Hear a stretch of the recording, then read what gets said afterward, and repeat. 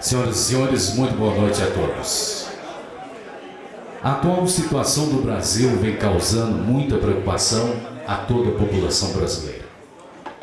Sejam empregados ou empresários, estão todos preocupados com os fatos e o rumo que o país vem tomando nos últimos tempos.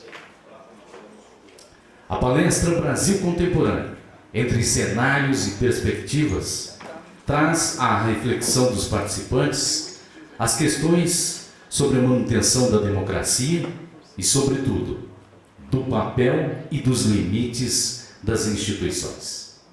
Esta é uma realização do Conselho Regional de Psicologia, 14ª Região, do Sindicato dos Psicólogos de Mato Grosso do Sul, da Organização Sindical dos Docentes e das Docentes da Universidade Federal de Mato Grosso do Sul, da Rede Nacional de Advogados e Advogadas Populares, do Centro de Defesa da Cidadania e dos Direitos Humanos, Marçal de Souza Tupã. Para compor a mesa diretora, abrindo a programação que faz parte do calendário comemorativo do Dia dos Psicólogos e das Psicólogas, convidamos a psicóloga Irma Macário, presidente do Conselho Regional dos Psicólogos da 14ª Região.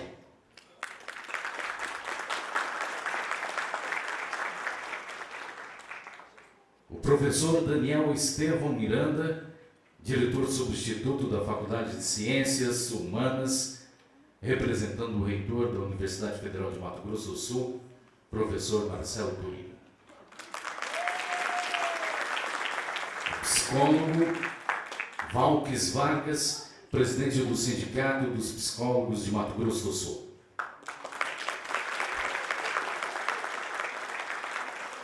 A presidente do Sindicato da Organização Sindical dos Docentes e das Docentes da Universidade Federal de Mato Grosso do Sul, Marilza Guimarães.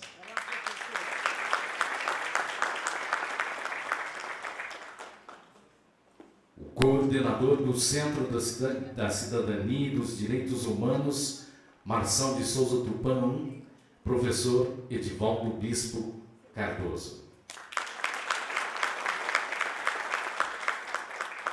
O presidente da Rede Nacional dos Advogados e das Advogadas Populares em Mato Grosso do Sul, advogado Mário Morandi.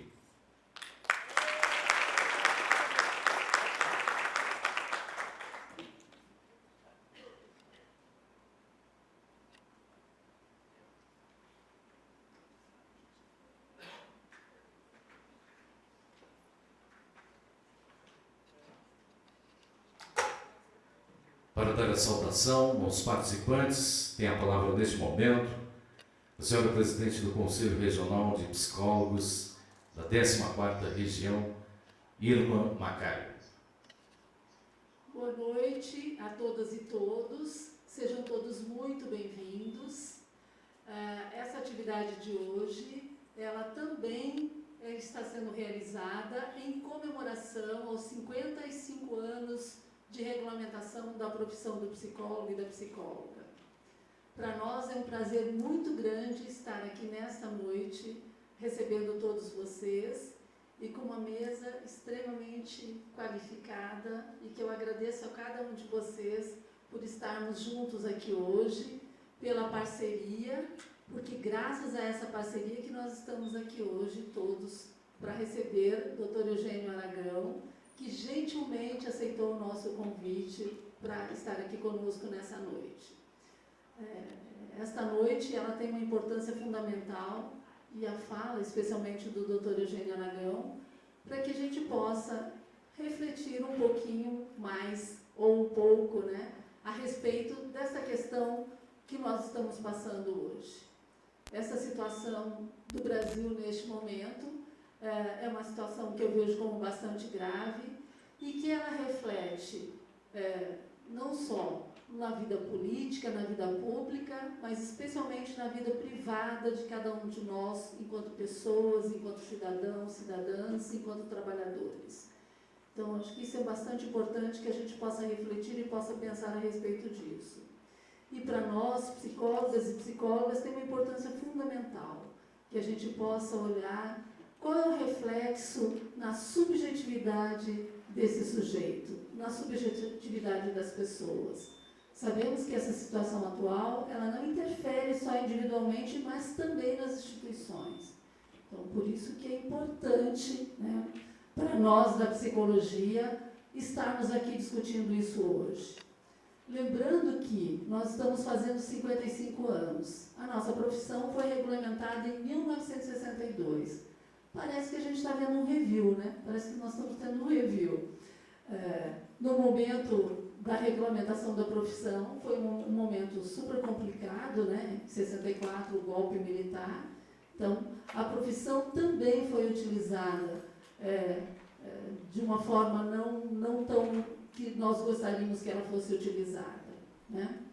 E eu gostaria de lembrar aqui neste momento a professora Silvia Lani, grande psicóloga social, e que sempre dizia, né? E a gente, como nós somos discípulos da professora Silvia, a gente continua dizendo, toda psicologia é política, porque ou ela transforma ou ela mantém a situação do jeito que ela está.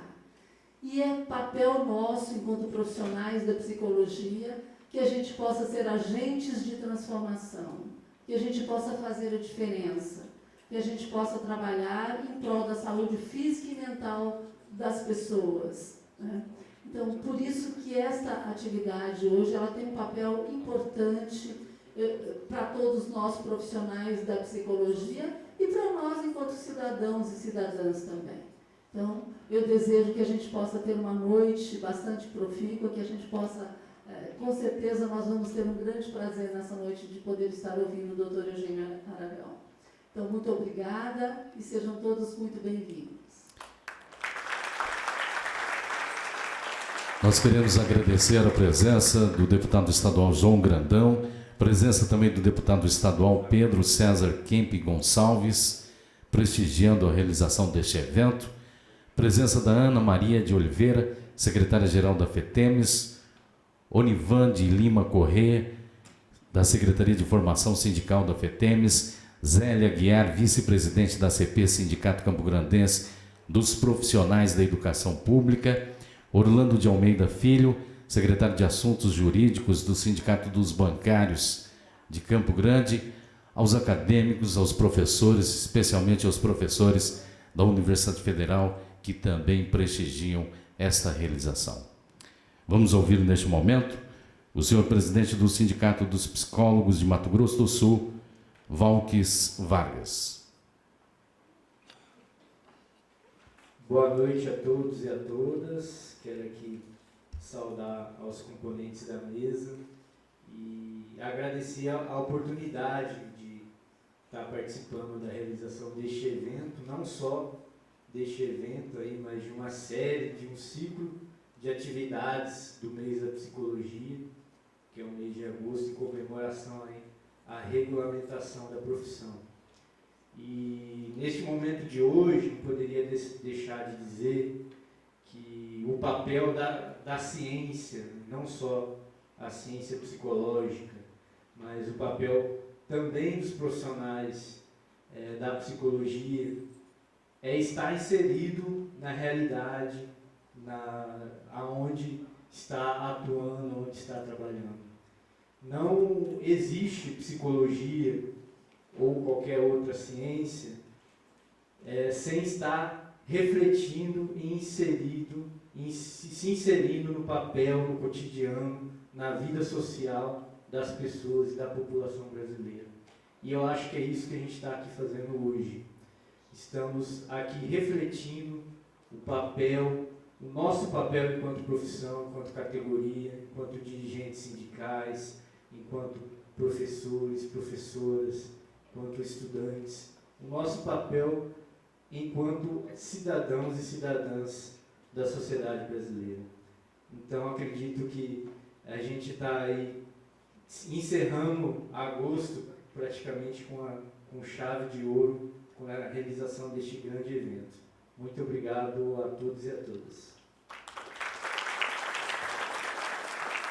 Dando continuidade, ouviremos agora a presidente do Sindicato da Organização Sindical dos Docentes e das Docentes da Universidade Federal de Mato Grosso do Sul, Marilza Guimarães. Boa noite a todos e a todas. Com alegria que nós recebemos aqui, na nossa casa, o FMS, a todos e todas, para compartilharem conosco nesse momento importante. Nós já vínhamos de algum tempo vislumbrando a possibilidade de fazer um convite ao Dr. Eugênio Aragão, mas a agenda dele também é bastante apertada, mas hoje nós conseguimos trazê-lo e com certeza isso vai acrescentar muito nos nossos movimentos, nos nossos conhecimentos, e nós estamos precisando neste momento nos alimentarmos de conhecimentos e essencialmente de esperanças, para que nós possamos superar, a companheira Irma falava aqui das questões emocionais, e eu tenho dito que nós temos de fato adoecido porque nós temos passado por momentos que eu particularmente, na minha idade pensava que não veria mais, mas infelizmente, para o bem ou para o mal, nós sempre aprendemos alguma coisa. Então nós temos vivido no movimento sindical momentos duros, de enfrentamento. Nós temos vivido momentos em que precisamos cada vez mais buscar a unidade, da classe trabalhadora, para que nós ainda tenhamos a esperança de manter alguns direitos e, é claro, com certeza, reconquistá-los, da mesma forma que já fizemos em outros tempos históricos. Então, esse é um momento importante. Agradecemos a todos e todas, e especialmente ao Dr. Eugênio Aragão por estar conosco aqui, Foi um esforço de várias entidades, para que nós pudéssemos nesse momento vivenciar esse momento. Então, agradecemos a todos e todas e vamos. Eu acho que a grande expectativa é ouvirmos o Dr. Eugênio Aragão e a gente vai para o debate e podemos conversar mais depois. Muito obrigada. Nós queremos agradecer a presença do advogado Laírson Palermo, da Comissão Regional de Justiça e Paz por Mato Grosso do Sul, Adilson Nascimento dos Santos, secretário de Formação Sindical dos Trabalhadores Públicos Federais em Mato Grosso do Sul, Maria Regina de Moraes, do Sintrai, Sindicato das Escolas Particulares, diretora do sindicato, prestigiando esta realização. Vamos dar continuidade ouvindo as palavras do professor Edivaldo Bispo Cardoso, coordenador do Centro de Cidadania e dos Direitos Humanos, Marçal de Souza Tupã. Boa noite a todos e a todas. Quero pedir licença para falar de pé. Fico mais à vontade. Então, assim, agradecer aqui a comissão organizadora, por o trabalho desenvolvido e conseguir aí nessa articulação trazer aqui o Dr. Eugênio, nossa companheira Marilza, a Irma, o professor Daniel, da Universidade, representando o reitor, Valks e o meu amigo aqui Morante, É um momento muito importante, Temos alguém aqui para falar para nós, onde os nossos direitos políticos, econômicos e sociais estão sendo atacados fortemente. Recentemente agora, você vê uma proposta absurda de reajuste, não sei como é que seria isso, diminuir R$10 o salário mínimo. Uma política econômica que é mínima por aí. Política econômica, um distritão aí, onde várias pessoas poderão não ter espaço, onde exclui. Nosso país está sendo dirigido por um grupo que quer excluir, que quer... no dia 7 nós temos o grito, mas o desfile eu lembro o grito da independência, estamos independentes. Estamos cada vez mais escravizados, entregue ao capital financeiro e econômico aqui no país e no exterior, né? E nossa entidade, juntamente com diversas outras, como as que estão aqui, está chamando a sociedade civil, todos e todas, para, no dia 7, nós estarmos lá de forma tranquila e dar o nosso grito, dizer que não há essas reformas que estão aí que retiram direito. Nós queremos uma outra política econômica e social com distribuição de renda para a camada mais pobre, né? Esse país tem que ser um país de todos e não só da minoria. E o CNDH, né, uma entidade de direitos humanos que existe há 30 anos, fez 30 anos esse ano, né, está aí forte, resistente, graças a vários companheiros que passaram por essa entidade, vários que estão aqui, né, presentes, que fortalece a luta por direitos, por cidadania. Então, assim, é o que a gente gostaria de estar colocando. Desejar a todos uma boa palestra e o doutor Aragão possa aí nos alimentar e trazer a esperança que nós possamos ocupar as ruas e gritar: queremos mais direitos, mais democracia. Obrigado.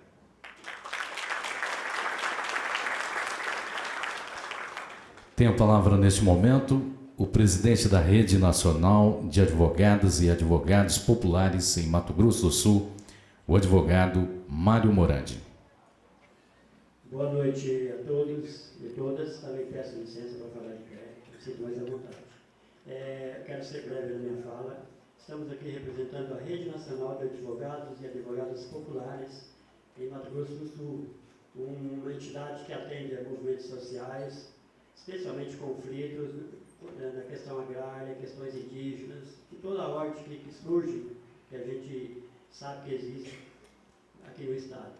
E é assim uma grande alegria estar recebendo aqui o doutor Eugênio Aragão, que esteve 2 meses, cerca de 2 meses, no Ministério da Justiça, e, no entanto, não parou até hoje, porque a gente sabe que é uma agenda apertada, viaja o Brasil inteiro, buscando conscientizar as pessoas. E nada melhor que uma plateia como esta, heterogênea, com predominância maior de jovens. E eu também estou ávido de ouvi-lo e desejo, assim, que uma palestra bastante promissora para todos nós, de consciência a todos nós, nesse momento que o país está precisando. Grato a todos.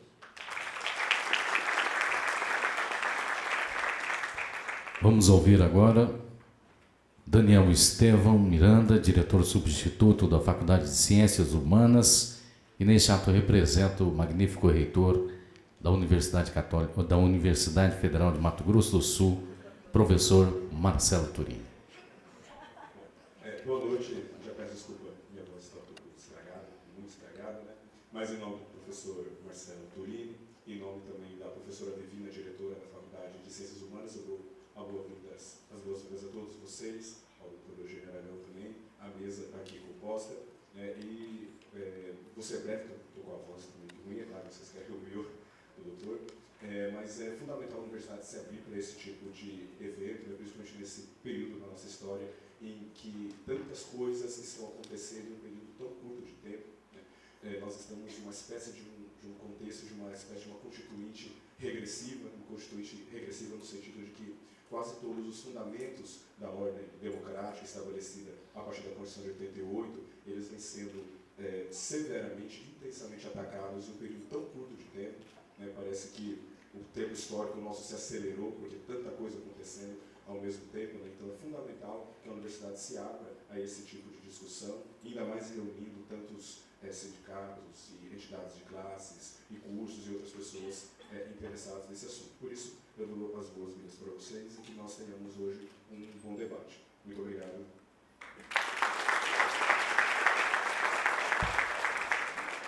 Agradecemos aos representantes que compuseram a mesa diretora e convidamos a ocuparem os lugares disponíveis neste auditório para assistirem à palestra Brasil Contemporâneo entre Cenários e Perspectivas. Senhoras e senhores, a crise econômica, a instabilidade política o desemprego, reformas, a corrupção, o Brasil contemporâneo é um verdadeiro turbilhão de acontecimentos. Para falar sobre os cenários e perspectivas da atualidade, trazendo uma análise dos últimos desdobramentos políticos no Brasil, desde a atuação do Ministério Público Federal nas investigações da Operação Lava Jato, até o desenrolar do processo de impeachment da presidente Dilma Rousseff, teremos neste palco um dos mais conceituados juristas, foi subprocurador-geral da República e ministro da Justiça. Doutor em Direito pela Universidade Ruhr Universität da Alemanha, mestre em Direito Internacional dos Direitos Humanos pela Universidade Essex, na Inglaterra, graduado em Direito pela Universidade de Brasília. Ingressou no Ministério Público Federal como Procurador da República no ano de 1987. Atuou no Supremo Tribunal Federal em matéria criminal, assistindo o Procurador-Geral da República nos anos de 87 e 89. Entre 91 e 93, foi diretor da Associação Nacional dos Procuradores da República, na extinta Secretaria de Coordenação da Defesa dos Interesses Difusos e Direitos Coletivos da Procuradoria-Geral da República. Atuou na defesa dos direitos dos povos indígenas entre 89 e 1991 e foi coordenador da defesa do patrimônio público nos anos de 91 e 93. Foi também advogado da ex-presidente Dilma Rousseff durante o processo de impeachment. Vamos receber, neste palco, o jurista doutor Eugênio Aragão, apresentando cenários e perspectivas para o Brasil.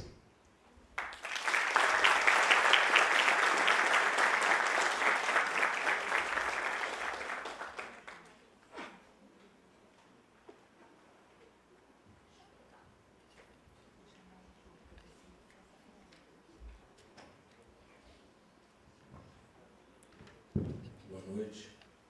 Eu vou preferir falar sentado. Porque eu tenho problema na coluna e quando fico em pé começa a doer tudo. Sentado fica melhor. Para mim é uma grande satisfação estar aqui com as senhoras e os senhores. Eu sempre, para mim, é um dos lugares que eu mais gosto de falar em universidade. Que tem um pouquinho essa verve docente dentro de mim. Sou professor da Universidade de Brasília e a aula sempre foi uma coisa que eu gostei muito. Então, a universidade é, sem dúvida nenhuma, para mim, um ambiente mais rico de discutir, de trocar ideias. O que eu pretendo falar aqui para as senhoras e os senhores esta noite é a respeito do momento atual que nós vivemos. É uma análise, vamos dizer, de conjuntura. Quem não está, vamos dizer, muito enfronhado nessa evolução desse golpe e nós chegasse no Brasil hoje, não entender muito bem o que está acontecendo. De uma hora para outra a gente vê pessoas que, vamos dizer, sempre, que nos últimos anos estimularam esse discurso moralista do Ministério Público, persecutório, de repente começando a falar em garantias processuais, falar em devido processo legal, que o Ministério Público está exagerando. Mas, de repente, o que aconteceu? Quer dizer, aqueles atores que, na verdade, colocaram gás, né, no Ministério Público para ele se tornar esse monstrengo que ele se tornou nesses últimos tempos, de repente querendo frear o Ministério Público. Então isso aí não é uma coisa que... E muitos, aliás, eu tenho que dizer, inclusive companheiros de esquerda, muitos são tão perdidos que de repente começam a gostar de certos atores que parecem que agora descobriram vamos dizer, as salvaguardas processuais, como, por exemplo, o ministro Gilmar Mendes. Né? De repente, essas pessoas que antes deploravam o Gilmar, que impediu Lula de ser chefe da Casa Civil, de Dilma, de repente Gilmar é a salvação da pátria, né? Porque ele agora está chutando o balde e botando o dedo em riste no nariz do Procurador-Geral da República. É difícil a gente entender, quer dizer, esse Brasil está muito bagunçado. Se a gente não tiver um norte muito claro, a gente tende a fazer besteira, porque essa realidade nossa está tão acelerada, que a gente fala uma coisa num dia e se nós não prestarmos atenção, no dia seguinte a gente vai ter que desdizer aquilo que a gente disse no dia anterior, né? Então precisamos de um enorme cuidado, de uma análise muito clara e, sobretudo, manter a constância nos nossos valores na hora de fazer esse exame do que está acontecendo. Eu vejo, na verdade, o cenário atual como decorrência de uma transição muito mal feita da ditadura militar para o governo civil. Então, os problemas que nós estamos enfrentando hoje foi o dever de casa não feito. O Brasil não resolveu o seu problema com a ditadura. A verdade é que, apesar de termos tido em 1987 e 88 uma constituinte plenipotenciária, né, portanto, podendo trabalhar a Constituição de baixo para cima, sem levar em consideração cláusulas pétreas, restrições, nem nada, como se fosse uma constituinte originária, nós nos surpreendemos que essa constituinte foi extremamente conservadora em resguardar estruturas corporativas que se fortaleceram ao longo da ditadura. E aí eu me refiro principalmente às forças de segurança, né? Quando o Supremo Tribunal Federal, em plena democratização do país, vamos dizer, no governo Dilma, no primeiro governo Dilma, resolve dizer que a lei da anistia não permite que se formule qualquer tipo de acusação contra torturadores e aquelas pessoas que foram ativas no desaparecimento forçado de pessoas nas execuções sumárias durante a ditadura, alguma coisa está errada com essa nossa democratização. Alguma coisa está errada. Não pode haver tabus em relação a fatos tão graves, quando as vítimas desses males ainda estão vivas. O Estado não pode simplesmente virar as costas para pessoas que passaram o que passaram, os familiares de desaparecidos, os familiares de pessoas que foram assassinadas, ou as pessoas que passaram pela tortura, virar-lhes as costas e dizer, olha, vocês calem sua boca porque vocês só estão atrapalhando a democratização. Isso não pode existir, isso é uma contradição em termos. Mas a nossa democracia, entre aspas, se portou assim, né? Perdoem-me, né, os mortos da minha felicidade, como diz Mercedes Sosa, né? Ou seja, os outros que se danem. O importante é agora não fazer marola. Que marola, que covardia nós tivemos na superação da ditadura militar, né? É claro que as estruturas policiais, o próprio Ministério Público, o Judiciário, tinham que ter sido reformulados, tinham que ter passado por uma reengenharia que realmente nos desse uma sustentabilidade dessa democracia por mais tempo. Nós nos omitimos em relação a isso.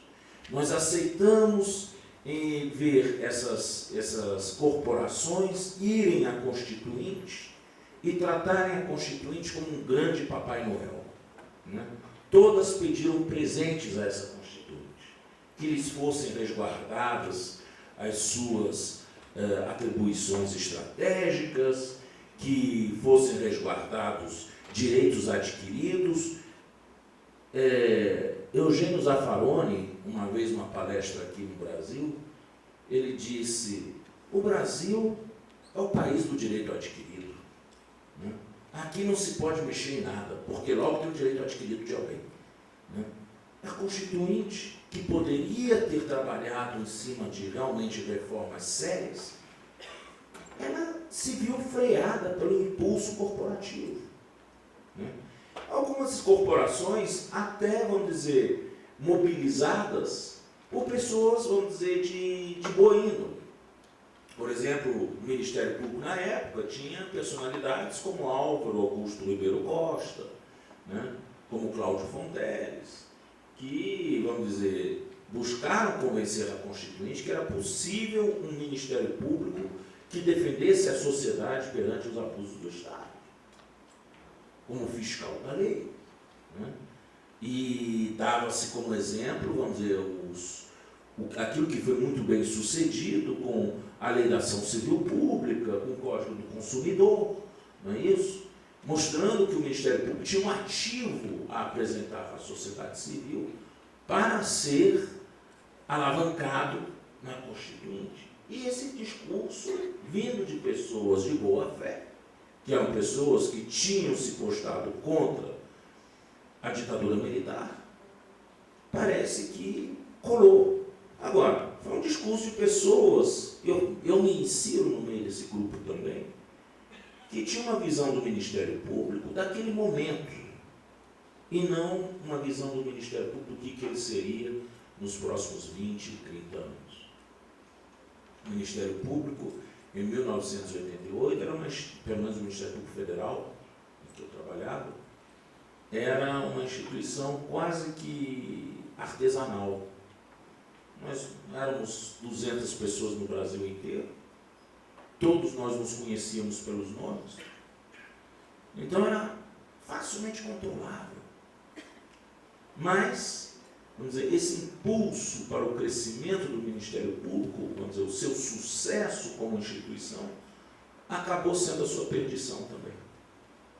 Porque esse sucesso parece que foi aproveitado por pessoas que quiseram ingressar na carreira, não necessariamente pelo sacrifício de atuar em prol dos mais necessitados e pelo risco de atuar, mas sim pelos ganhos que essa carreira estava proporcionando em termos de remuneração e vantagens, prestígio e poder.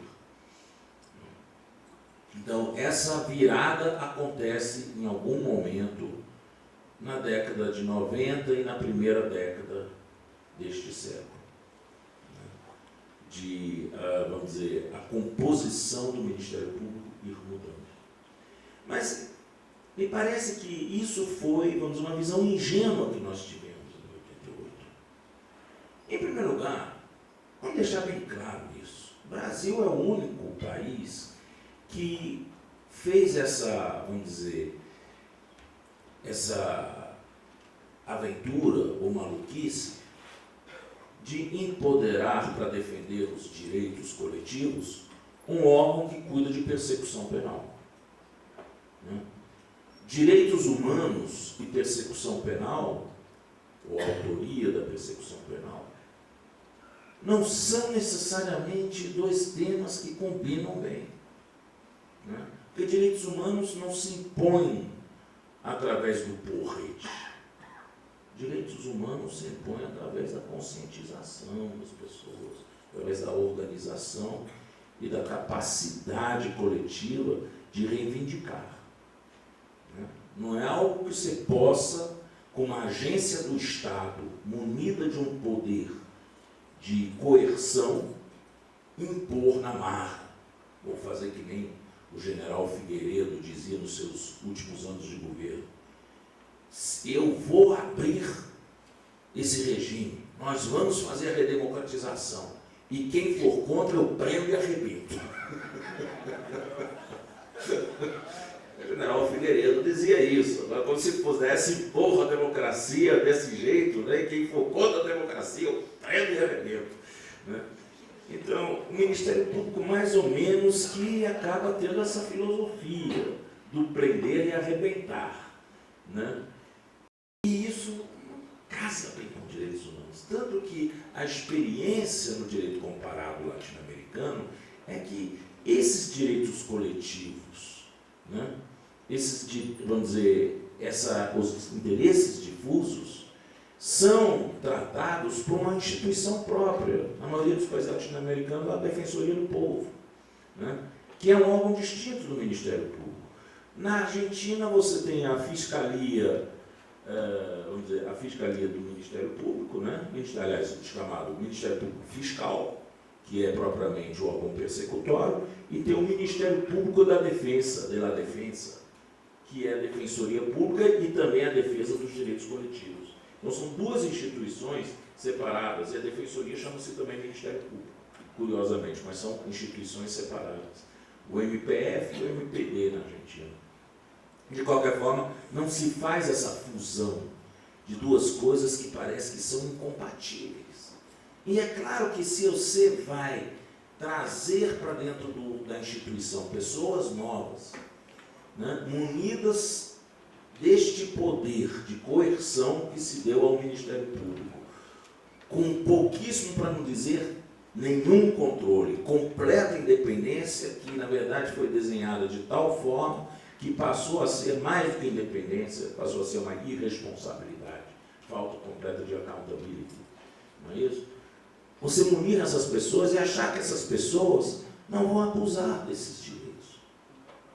Quer dizer, você podia, em 88, controlar aquilo diante do universo muito pequeno que você tinha, perfeitamente previsível, mas não com o crescimento do órgão como foi. Eu estou falando isso aqui em relação ao Ministério Público, mas isso vale também para a polícia, para outros. A polícia também brigou muito na Constituinte por, vamos dizer, ser alavancada. Talvez a Constituição brasileira é das poucas no mundo que fala a respeito da polícia na Constituição. Polícia não é assunto constitucional. Polícia é assunto de lei orgânica. Tratar da lei orgânica no Ministério do Interior. Né? Não é assunto para ser tratado em Constituição. A gente chegou num detalhamento institucional e praticamente constitucionalizou todas as prerrogativas dessas categorias. E essas categorias que conseguiram se alavancar dentro da Constituinte, conseguiram também se prestigiar, porque é difícil mexer nelas. Uma vez que você coloca isso dentro da Constituição, você não mexe mais. É muito complicado desfazer isso que foi feito. Né? Então, se essas instituições começam a evoluir de uma forma controvertida, né, contraditória e tortuosa do jeito que evoluíram, nós passamos a ter um sério problema. Um sério problema de vamos dizer, que a estática institucional, ela se coloca contra a dinâmica da sociedade. É isso que nós, de certa forma, passamos a perceber ao longo desses anos. Essas instituições ficaram paradas em 88 e a sociedade se acelerou. Né? Bom, então, em 88 tivemos esse problema, uma ditadura mal resolvida. Agora, ditaduras mal resolvidas também são mal resolvidas culturalmente. Né? Vamos dizer, pode-se dizer, na consciência coletiva. Nós não achamos nada demais, vamos dizer, o brasileiro de uma forma geral, a nossa coletividade não acha nada demais o que aconteceu na ditadura militar. Há uma certa banalização disso. E muitas vezes até se vê, por parte da literatura, uma comparação imprópria com a ditadura argentina, com a ditadura chilena, quando se vai dizer, não, mas eles foram muito piores. A brasileira foi uma ditadura, não foi uma ditadura. Né? Eu muito ouvi essa besteira. Né? Que, na verdade, nós temos que entender que a ditadura brasileira, ela foi do jeito que foi, porque o golpe de 64 foi um passeio comparado com o golpe de 73 e 76 no Chile e na Argentina. Porque ali nós tínhamos sociedades muito mais bem organizadas, e para quebrar a resistência dessa sociedade, é claro que os golpistas tinham que, vamos dizer, usar de uma força muito mais virulenta do que a que se utilizou no Brasil. No Brasil, o golpe de 64, vamos dizer, foi muito mais um jogo de aparências, muito parecido com o golpe de 2016. Porque em 64, o que se fez? Se fingiu que João Goulart saiu do país sem autorização do Congresso Nacional,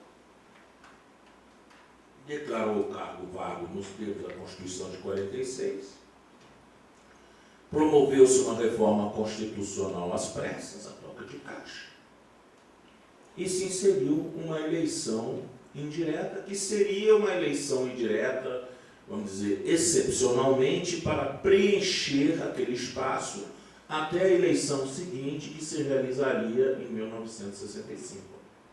Né? Então, para um ano não vale a pena fazermos eleições, vamos fazer uma eleição indireta. Foi assim que se pensou. E aí o Congresso elegeu, o Colégio Eleitoral elegeu Humberto Castelo Branco presidente da República. Então, o golpe teve toda uma fachada legalista. O esforço de justificar o golpe pela Constituição. Coisa que não aconteceu nem no Chile nem na Argentina. Os militares pisaram com seus coturnos na Constituição. Aqui no Brasil não foi necessário isso. Fez-se um showzinho. Olha, nós somos legalistas. E sempre fizeram questão de dizer, não, as Forças Armadas brasileiras são legalistas. Desde Duque de Caxias e tudo mais. Em todo o discurso doutrinário das Forças Armadas por trás disso. A coisa começou a mudar com o ato institucional número 1. Né? Mas o ato institucional número 1, mesmo ele, vocês vão ver, tem no seu preâmbulo um longo texto, um texto justificativo do golpe, né? Que não é, e chamando o golpe de revolução, né? Não é a Constituição que justifica a revolução, mas a revolução que justifica a Constituição. Né? E aí, então, se atribuindo pelo movimento revolucionário poderes constituintes e, portanto, dando ao presidente da República, na verdade, ao presidente da República, na época, o poder de baixar o ato institucional número 1. Bom, a partir daí tudo valeu. Daí abriu-se a porta dos infernos. Né? A partir daí tudo foi permitido, até se chegar ao AI-5 em 1968. Né? Então, mas é interessante que o Brasil, vamos dizer, não resistiu ao golpe. Não houve uma resistência. A resistência que houve foi de pessoas politizadas. E essas foram trituradas.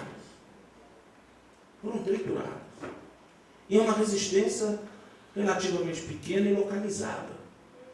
Tanto que, vamos dizer, em termos absolutamente matemáticos, realmente, em termos absolutos, o número de vitimização no Brasil comparado com a Argentina e Chile é relativamente pequeno. Mas isso não conta, a gente não conta disso daí, a violência crônica que o golpe de Estado impôs à sociedade. Né? Com essa polícia feroz, atuando na repressão sistemática, não só daqueles politizados, mas sim também dos mais pobres da sociedade. Apareceu mais, porque a classe média pela primeira vez foi atingida por essas forças de segurança, apareceu mais a tortura contra aqueles que, vamos dizer, a classe dominante tem maior empatia, né? Ou seja, os filhos da classe média. Mas o fato é que durante o regime militar, assim como depois dele, torturar pobre sempre esteve na ordem do dia. Sempre esteve na ordem do dia. E isso não entra nas estatísticas. matar, exterminar, fazer presunto de bola. Sempre tem ordem do dia. E nisso daí, eu tenho certeza que nós somos insuperáveis em relação à Argentina e em relação ao Chile. A violência crônica da polícia, dos órgãos de segurança, e isso com completa omissão do Ministério Público, da polícia, e inoperância hoje também das próprias defensorias públicas para tratar com esse fenômeno, é algo que permeia a nossa sociedade. Nossa sociedade tornou-se uma sociedade extremamente violenta. Extremamente violenta. Mas é uma violência que não é aquela de rompante. Não é uma violência de arrancar paralelepípedos das ruas, de virar ônibus e fazer barricada e jogar coquetel molotov em vitrine de loja. Não é essa a violência. A nossa violência é aquele fogo brando que subjaz a nossa sociedade permanentemente. Vamos dizer, como se fosse um massacre que não tem visibilidade e que está ocorrendo no dia a dia. E como nós nunca colocamos isso em nossas estatísticas da ditadura, isso também, depois na democratização, continuou não entrando nas estatísticas. Os 50 mil e tantos assassinados por ano na sociedade brasileira, que nos melhores tempos nos deram uma média nacional de 24, 25 assassinatos por 100 mil habitantes. Mas isso daqui, claro, variando de estado para estado. Nós temos estados como Alagoas, que já tiveram taxas como 70 mortos por 100 mil habitantes, ou o Espírito Santo com 63 mortos por 100 mil habitantes, que são números muito parecidos da Guerra Civil de El Salvador, da Guerra da República Democrática do Congo. Portanto, estados, quer dizer, demonstram uma deterioração realmente da política de segurança pública no Brasil. Tem estados realmente com taxas menores, como você pode pegar talvez alguns estados como Santa Catarina, talvez tem uma taxa menor, mas tem outros que têm taxas horrendas de violência no Brasil que tornam eles, inclusive, até mais violentos, por exemplo, que a cidade de Guatemala, que é tida como a cidade mais violenta do continente, do hemisfério. Mas o Brasil, portanto, não olhou para esse lado. E isso me parece que tem uma questão cultural em nós. Eu achei isso normal, de a gente não se emocionar em ver pessoas dormir na rua, ter meninos da idade dos nossos filhos nos cruzamentos pedindo dinheiro para comida. A gente acha isso normal, a gente convive com isso, com uma normalidade, vira as costas. Quer dizer, mostra que é uma sociedade embrutecida. Nós somos uma sociedade muito embrutecida. E nós não ficamos vendo isso. Nós achamos que depois da Constituinte, nós fomos partindo para, tudo bem, por vias, um caminhar talvez trôpego, mas fomos caminhando para um amadurecimento democrático. Quando conseguimos finalmente colocar Lula na presidência da República, pelos votos, nós achamos que nós tínhamos chegado a um elevado grau de amadurecimento da democracia brasileira. E nós não olhamos para a brutalidade da nossa sociedade, para a insensibilidade das pessoas, para a esperteza diária que o brasileiro costuma usar sem nenhum tipo de remorso, de fechar os outros no trânsito, de passar na frente, de ser grosseiro. Isso mostra uma deterioração muito grande, vamos dizer, da nossa conduta, da nossa forma de ser uma sociedade organizada. Porque para haver democracia, a coisa mais importante é a reflexividade. É aquilo que Kant chamava de lei universal.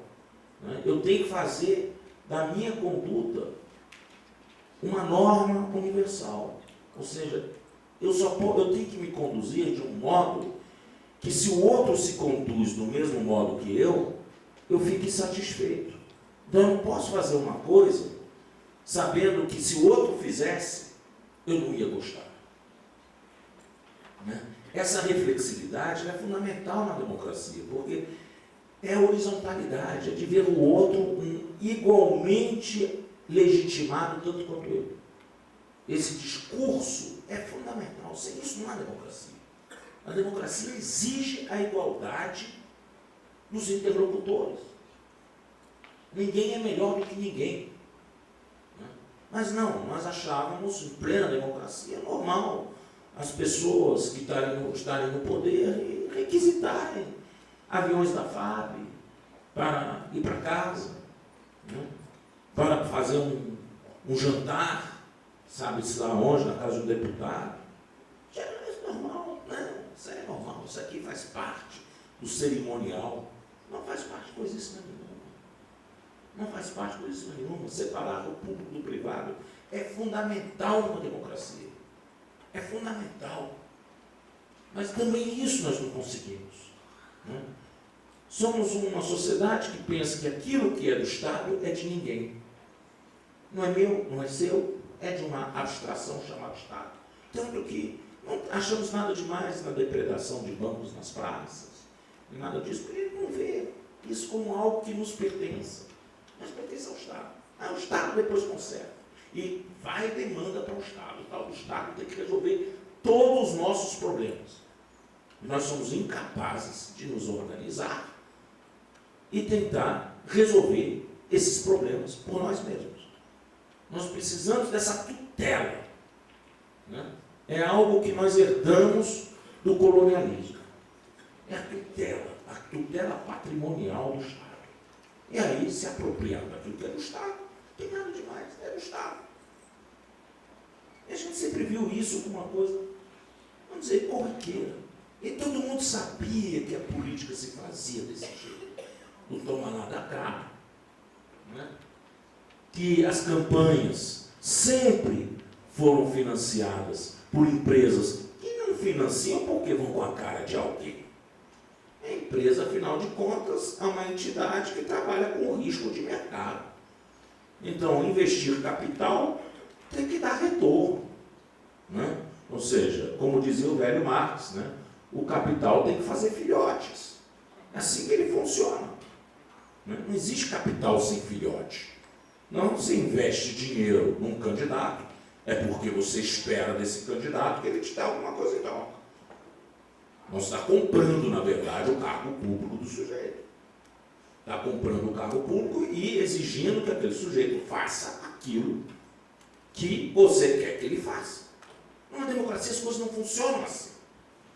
Numa democracia existem canais próprios para a sociedade falar com os órgãos de formação da vontade política nacional. E são os partidos. E partidos, eles têm programa. Partidos têm cara, têm militância. Que não é o caso no Brasil. Né? Os partidos, como diz a Constituição alemã, existem para contribuir para a formação política da nação. Essa é a definição do partido. O partido não tem vontade própria. O partido é um intermediador. Se eu sou empresário, é claro que eu vou buscar um partido cujo programa e cujos membros têm mais afinidade com os meus interesses. Eu busco aquele partido e aquele partido, através dos seus membros no parlamento, vão trabalhar para os meus interesses. E isso fica muito claro nas eleições, porque cada partido tem um programa. E isso não tem nada de errado. É assim que se faz numa sociedade liberal burguesa. Os partidos são a representação dos mais variados interesses dentro de uma sociedade. Por isso existem partidos representantes dos sindicatos, partidos representantes dos bancos, partidos representantes da indústria, né? Estão lá.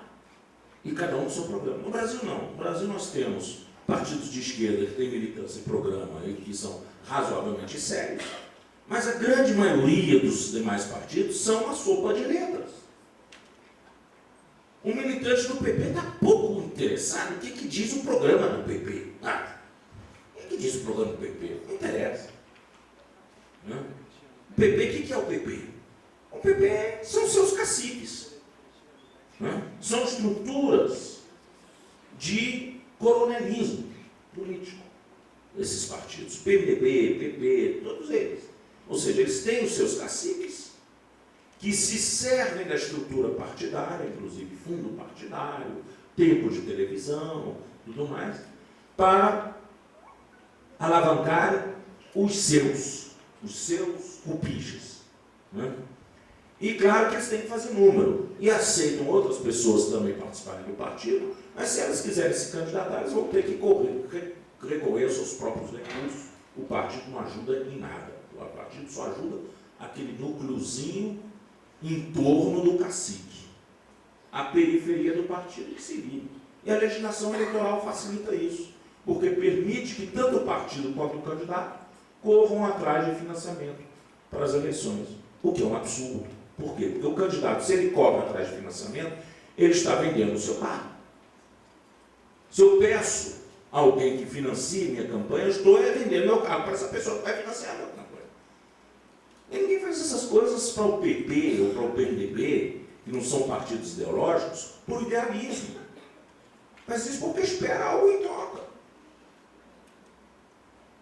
Essa estrutura partidária, que, vamos dizer, hoje representa muito mais essa, vamos dizer, aristocracia política, né, que é essencialmente atrasada no Brasil, que quer deixar as coisas do jeito que estão, ela é responsável por muito do que está acontecendo hoje. Né? E isso é uma herança de 88. Nós deixamos as coisas assim. Não quisemos mexer em nada. Os partidos políticos no Brasil, em 88, ainda você tinha, vamos dizer, aquele centrão reacionário tentando deixar as coisas do jeito que estavam. E tinha, vamos dizer, algumas forças periféricas de esquerda e de centro-esquerda, como o próprio PSDB naquela época, que era um racha do PMDB para a esquerda, né, tentando melhorar o quadro institucional do país. Mas o que saiu foi extremamente tímido. Aquilo que a gente viu na Constituição de 88 como grande avanço, também tem a sombra da sua Constituição pelo outro lado, tem a sombra também, por exemplo, de uma reforma agrária extremamente complicada. O Estatuto da Terra de o Estatuto da Terra de Castelo Branco era mais avançado do que a Constituição de 88, em termos de reforma agrária. Porque não exigia que a terra fosse improdutiva para ser desapropriada para fins de reforma agrária. Isso foi incluído na Constituição de 88. Né? Então, na Constituição de 88, aquele centrão que tinha, principalmente União Democrática Ruralista e outros, fortemente representados, conseguiu agarrar certas coisas. Foi até um milagre ter saído o capítulo dos direitos indígenas. E só foi porque figuras conservadoras, como Jarbas Passarinho, né, se empenharam por esse tema. Quem colocou a política indigenista na Constituição não foi a esquerda. Foram forças conservadoras ligadas às Forças Armadas. Curiosamente, aquela tradição rondoniana. Não é assim incluído.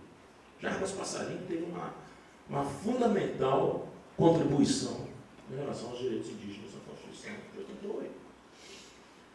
Bom, esse é o quadro que nós vivemos. E a gente se iludiu nesses 13 anos em que o PT protagonizou os governos federais, a gente se iludiu achando que as coisas tinham chegado a um grau de maturidade que não haveria retrocesso mais possível. E não nos preparamos para isso. Não nos preparamos para um retrocesso. E devo dizer mais, fomos extremamente relaxados ou extremamente desatentos com nossa própria gente. Eu acho que temos que dar a mão à palmatória. Por quê?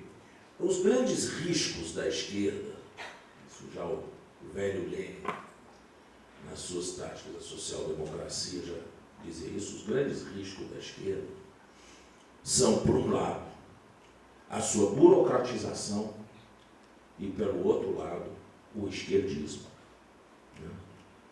O esquerdismo é a tendência de atuação de uma esquerda que não foi batizada pelo fogo do poder.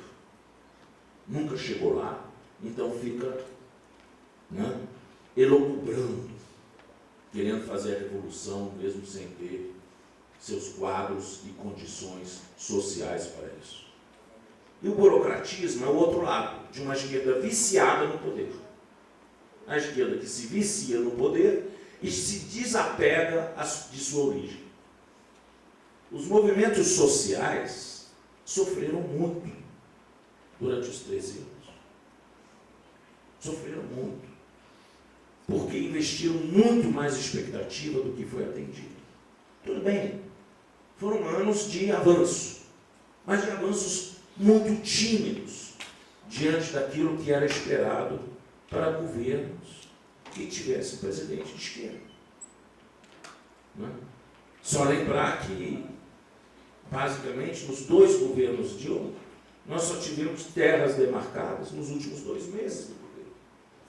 Terras indígenas demarcadas. Collor de Mello, que foi, vamos dizer, um presidente de direita, foi quem mais demarcou terras indígenas durante esse período pós-constitucional, curiosamente. E em pouco tempo, em 2 anos, praticamente, que ele teve de governo, ele demarcou quase tudo que nós temos hoje. Quer dizer, foi uma febre de demarcação. Na época era presidente da FUNAI o Sidney Possuelo, o sertanista Sidney Possuelo, e ele ficou à frente disso com toda a gana. Naquela época eu tive a oportunidade de ser procurador-geral da FUNAI com o Sidney Possuelo. E olha, a gente ficava dia e noite trabalhando em cima de demarcação de terras indígenas. Era uma febre enorme disso. Depois, refluiu. O governo Lula foi menos, ainda teve demarcações, o governo Dilma parou. Pararam as demarcações. Nenhuma delas andou no Ministério da Justiça. Ficaram todos eles parados no armário. Na hora que assumiu o Ministério da Justiça, abriu o armário, estava cheio de portarias por assinar. Inúmeros. Tentamos fazer o mais rápido possível, na medida que o tempo ainda nos permitia. Mas não dá para fazer mais do que aquilo. Agora, isso para o governo de esquerda é muito triste. Como conselheiro do CNDPH, com a Maria do Rosário, na época do Maria do Rosário, eu comecei a atuar no CNDPH ainda com Vanucci. Mas quando veio Maria do Rosário, eu fui presidir a comissão, grupo especial do Conselho, para investigar o direito de moradia no impacto dos grandes eventos. E visitei, na época, Fortaleza, Recife, Rio de Janeiro, Belo Horizonte, São Paulo, Curitiba e Porto Alegre. O que a gente percebeu ali era uma completa insensibilidade dos órgãos federais e estaduais voltados à organização da Copa do Mundo com os direitos dos mais fracos nas cidades. O rótulo obra para a Copa ou obra para as Olimpíadas, no caso do Rio, era como uma justificativa para passar no trator em cima dos pobres. Sem muita formalidade. Está rotulado. Isso aqui tem urgência. Obra para a Copa. Então, passa por cima. Tanto assim é que várias obras foram incluídas como obras para a Copa e não tinham nada a ver com a Copa. mas simplesmente que, usando o discurso de que era para a Copa, justificava passar por cima dos direitos. E um fenômeno que nós observamos em todas as capitais, em todas elas, foi um esforço dos governos estaduais e municipais, em todas elas, independentemente do partido, né? Esforço dos governos municipais e estaduais de manter os afetados por essa obra desinformados. E por quê? Para que eles não se organizassem e não resistissem a essas obras. Então, na hora que vinha o trator para derrubar as suas casas, ele vinha de surpresa. Naquele dia era o corre-corre, a derrubada das casinhas de alvenaria, retiravam-se aqueles bens daquelas pessoas, colocavam-se na bulé do caminhão e levavam para um depósito lá no subúrbio para a pessoa ir lá encontrar suas coisas jogadas de qualquer jeito, quebradas, né? Pegar os cacos dos seus bens, para depois ir discutir onde que ia morar. No Rio de Janeiro, davam para essas pessoas habitações lá na Cidade de Deus, do Minha Casa Minha Vida, sendo que quando várias delas chegaram lá, foram recebidos a bala pela milícia, que já tinha distribuído aquelas casas para outras pessoas. Na marca. Essas pessoas ficaram sem nada. Foram morar na casa de parentes. Afora os dramas humanos que a gente fica ouvindo quando a gente conversa com as pessoas. Aí as histórias não tem fim. A história de um menininho lá no Rio de Janeiro, um menino de 10 anos de idade, foi conversar com a gente. Disse que no dia do aniversário dele, ele de manhã cedo, ele foi todo feliz para a escola. Quando ele chegou meio-dia na casa dele, a casa dele estava sendo derrubada, nas marretadas. E o pai, lá desesperado, sendo contido por policiais, a mãe chorando nos cantos, as coisinhas deles todas jogadas na rua de qualquer jeito. E ele foi lá em cima do moço que estava derrubando a casa deles e pediu para ele: moço, não derruba minha casa, hoje é meu aniversário. E o sujeito deu um empurrão nele e disse: você se safa daqui, senão eu vou botar essa marreta na sua cabeça. Quer dizer, é assim que se trata as pessoas num governo popular. E a gente não podia fazer nada porque esses prefeitos, esses governadores eram aliados do governo. Então, críticas não eram bem recebidas, eram problemáticas. Estou falando aqui de Eduardo Paes. Esse fato aconteceu no Rio de Janeiro, na Vila Autódromo. Quer dizer, são situações que a gente... Quando eu fui ministro da Justiça, eu ainda vi isso, outro resquício disso. Há no Rio de Janeiro, no Jardim Botânico, uma comunidade, não gosto de ser chamado de favela, comunidade, tá? De pessoas que estão ali desde a época do Segundo Império.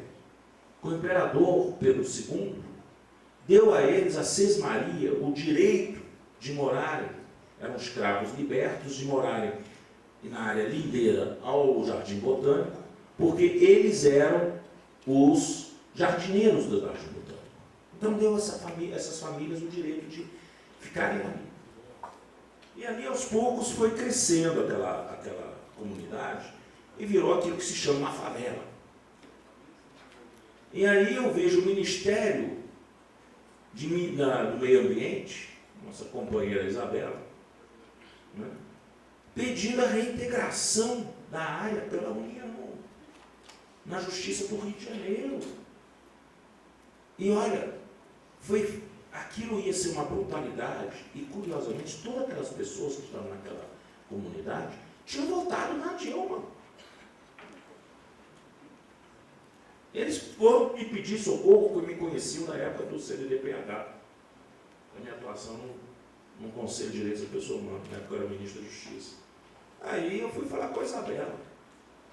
Eu fui recebido de 7 pedras na mão. Não, de jeito nenhum, esse assunto já está resolvido, já tem uma liminar da Justiça do Rio de Janeiro, isso já está resolvido a favor da União, tem que tirar, não sei o que mais, não sei o que mais.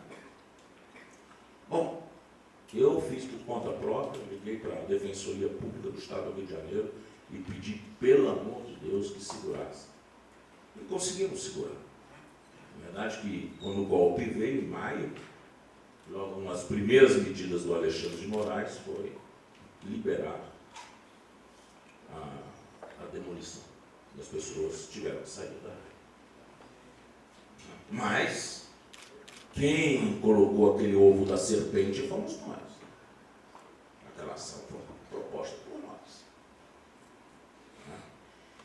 Então, tem um meia-culpa para ser feito sim. Não é um meia-culpa por aquilo que a burguesia quer nos acusar. É por aquilo que nós não fizemos em relação aos movimentos sociais. Isso que a burguesia está nos acusando, isso aqui é lenda urbana. Estou nem preocupado com isso. Isso aí é forma de você desmoralizar um governo, não pelo que ele deixou de fazer, mas pelo pouco que ele fez. Mas a gente tem uma meia-culpa em relação a ter desmobilizado a nossa base. A base que tradicionalmente estava do nosso lado. Que eram os movimentos populares, o Movimento Nacional pelo Direito de Moradia e coisas do gênero. Esse pessoal sempre esteve do nosso lado. E nós nos burocratizamos, estávamos mais preocupados em manter o nosso status quo, na negociação da correlação de forças com o Congresso Nacional, com forças conservadoras, do que realmente sermos fiéis aos nossos projetos, com a nossa clientela. O PT não foi feito para atender os anseios dos ruralistas, para atender os anseios de partidos conservadores como o PP, como o PTB e tudo mais. O PT ele foi organizado para atender a classe trabalhadora, para atender a pessoa que pega ônibus às 5 horas da manhã, às 4 horas da manhã, para chegar no seu trabalho suado. Uns ônibus cheios, repletos, abafados, quando ele não quebra no meio do caminho. É para essas pessoas que nós estamos. Nós confundimos a nossa clientela. De repente a gente achou que a gente estava jogando no mesmo time que os donos do poder de sempre desse país. Então nós nos enfraquecemos muito. Nós nos enfraquecemos muito. E eu acho que a principal lição desse golpe para nós é que nós só fazemos sentido como um movimento de esquerda, como um movimento diferenciado, se nós formos fiéis aos interesses daqueles que nos acorrem. Nós não devemos nada, não devemos satisfação às classes dominantes desse país. Nós podemos até fazer alianças pontuais em cima de projetos, mas jamais uma aliança para detonar aqueles que colocaram toda a sua confiança em nós.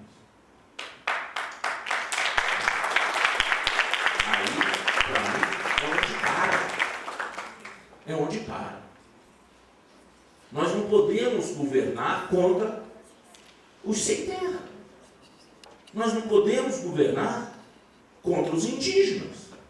Nós não podemos governar contra os quilombolas. Nós não podemos governar contra as comunidades populares nos bairros mais pobres das nossas cidades. E são eles que nos elegeram. Não foi a Globo. Não foram os banqueiros, não foi a Fiesp, não foram os ruralistas. E de repente, nós estávamos mais preocupados em aplacar a bronca desses setores conosco do que atender a nossa clientela. Alguma coisa deu errado aí. Alguma coisa deu errado. Isso é que eu chamo de processo de burocratização da esquerda. E o grande problema nisso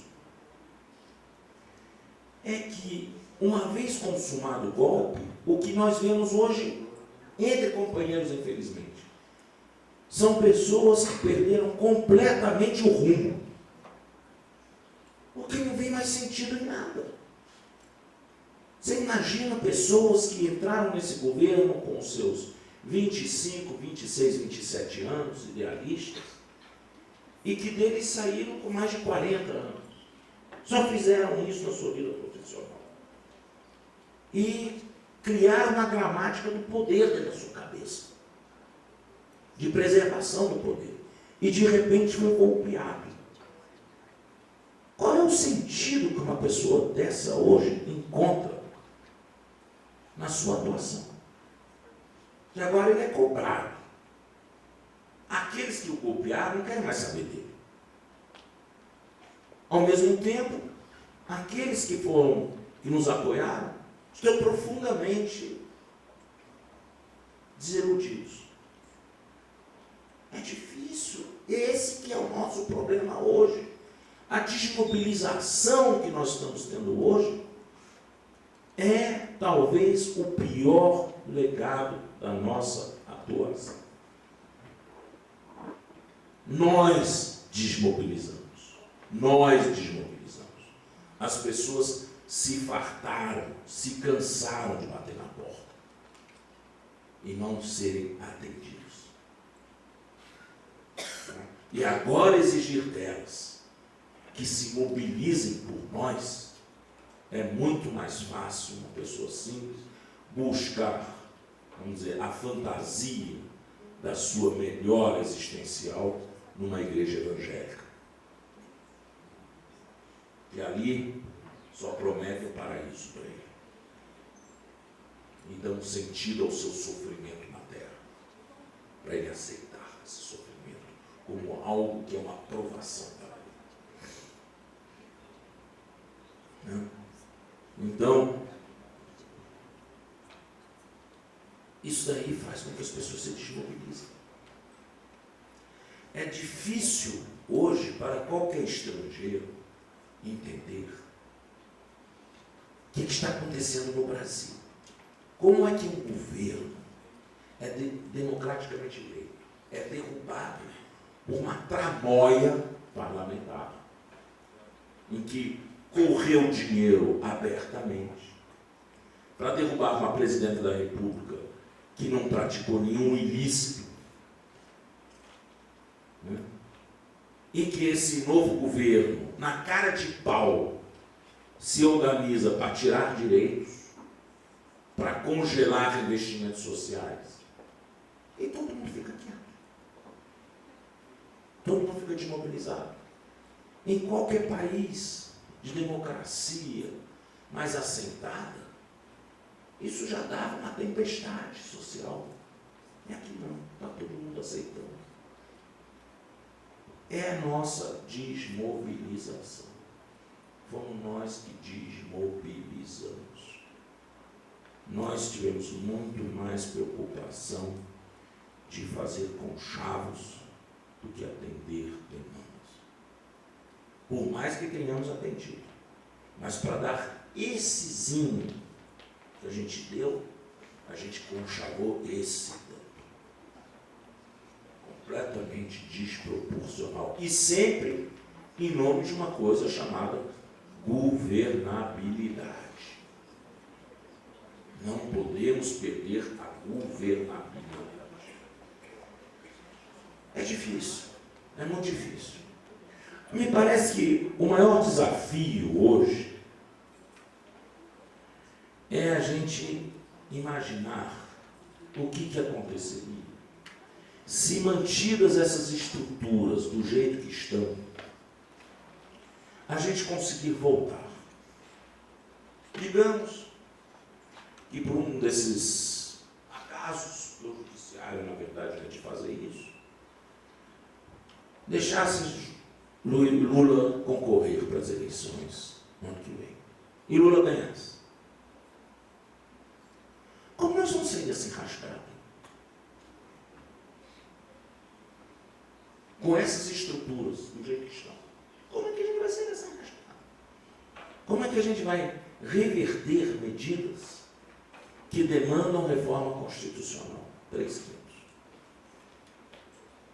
Porque é isso que o Temer fez. Para desfazer, precisamos do mesmo corpo.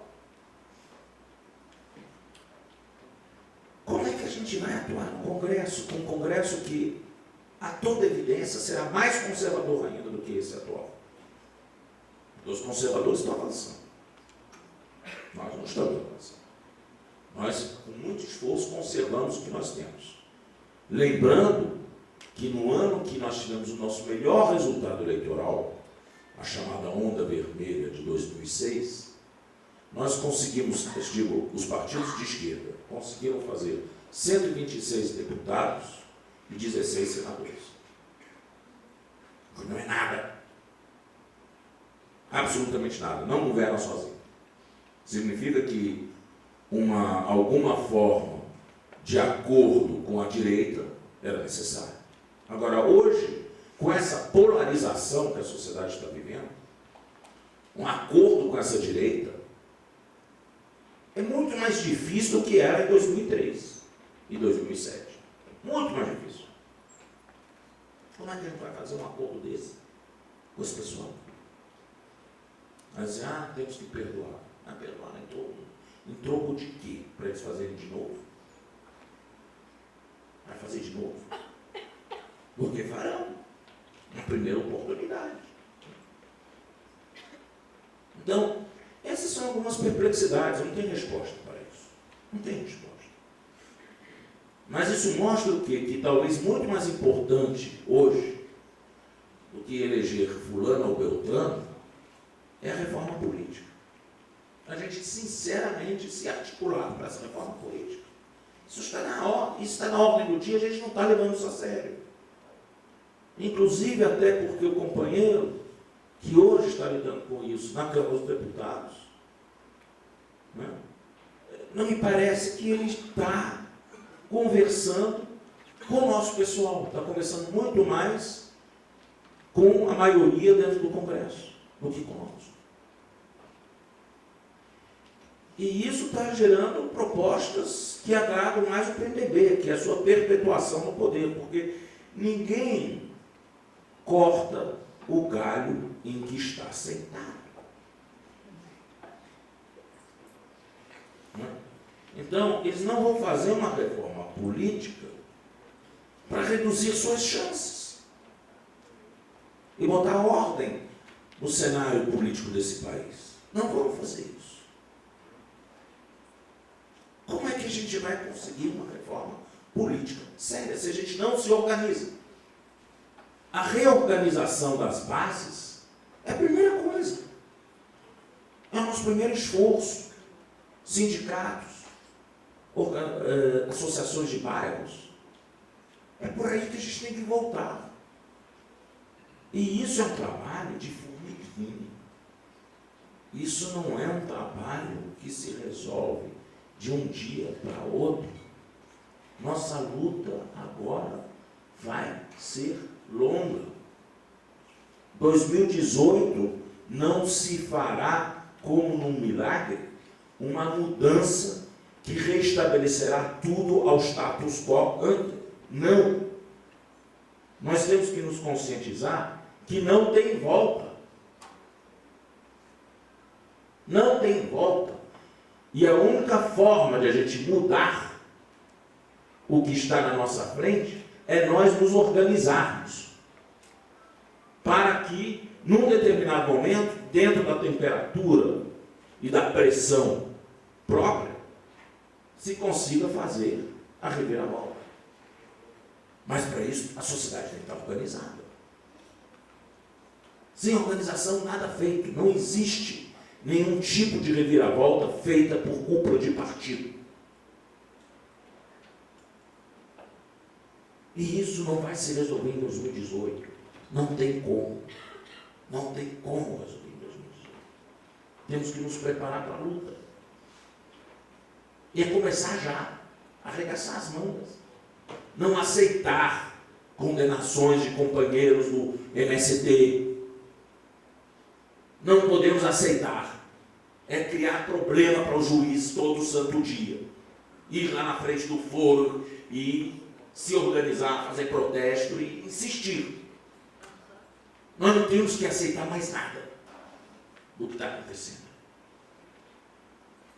Temos que nos organizar para fazer a resistência. E é já. Isso é muito mais importante do que todo o resto.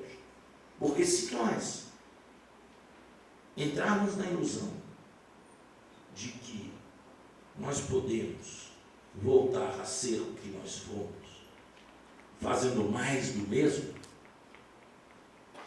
esquece. Nem o nosso pessoal quer mais do mesmo. Nós também aprendemos, vamos dizer, dentro do sofrimento, de que mais do mesmo não dá. Não dá para fazer alianças com certas pessoas, com certos indivíduos, e depois deixam a pecha das suas práticas corruptas nas nossas costas e se vivam muito bem. Somos nós que ficamos depois com a pecha de bandido, de corrupto, de tudo mais. E eles que se beneficiaram desse sistema ficam numa boa. Porque o judiciário tem muito mais simpatia por eles do que por nós. A justiça de classe. Não nos iludamos. É uma justiça de classe. Sempre foi. Nunca deixou de ser. E cada vez mais, porque esse instrumento do concurso público é um instrumento de discriminação. Porque quem passa em concurso público para Ministério Público, para juiz hoje, é quem tem ócio para poder se preparar para concurso. Você tem que ter ócio. Você tem que ter dinheiro para pagar os cursinhos que são muito caros. Você tem que ter frequentado as melhores escolas de segundo grau e as melhores faculdades. Isso é classe A, classe B. Que consegue hoje ver nessas carreiras uma boa perspectiva de qualidade de vida, nessas redomas sociais, são essas corporações, né? Redomas de bem-estar social, que hoje atraem essa menina. Antes não atraíam, porque o Ministério Público, juiz, eram funcionários bem pagos, mas eram funcionários. Hoje não, hoje são uma elite. Essa rapaziada que antigamente ia para os grandes escritórios de advocacia, ou ia para a diplomacia, ou ia para os... Hoje não, para o Ministério Público, para a Justiça. E por isso mesmo se tornou profundamente conservadora. Olha quem é a clientela que está entrando. O pessoal que entra, a primeira coisa que eles querem é o quê? Consumir. Né? É consumir. É ter seus carrões. Vai na garagem de qualquer órgão do Ministério Público, da magistratura, para ver os carros importados que tem nas suas garagens. Andar de terno Armani, gravata Christian Dior, ir 2, 3 vezes por ano para o exterior, botar seus filhos nas melhores escolas de elite, e depois reclama com o dinheiro lá. Claro, isso aí é para você ter um salário de 50, 70 mil reais, como empresário, isso não é para funcionário público. Não é, isso não é a realidade de um funcionário público. Por melhor que seja pago o funcionário público, quem ganha 25 mil reais por mês não pode ir 3 vezes por ano para o exterior, não pode se vestir de Giorgio Armani, botar seus filhos em escola americana e frequentar só hotel 5 estrelas, não dá, sem fazer tramóia. Quais são as tramóias? Auxílio moradia, né? Diárias de R$1.000, é tudo tramóia, para manter esse nível de consumo da rapaziada. Basta eles ficarem 7 dias, 8 dias por mês fora da sede, que recebem R$8.000 líquido no bolso. Sem dar satisfação para ninguém, porque é indenização, é diária. E assim a nave vai.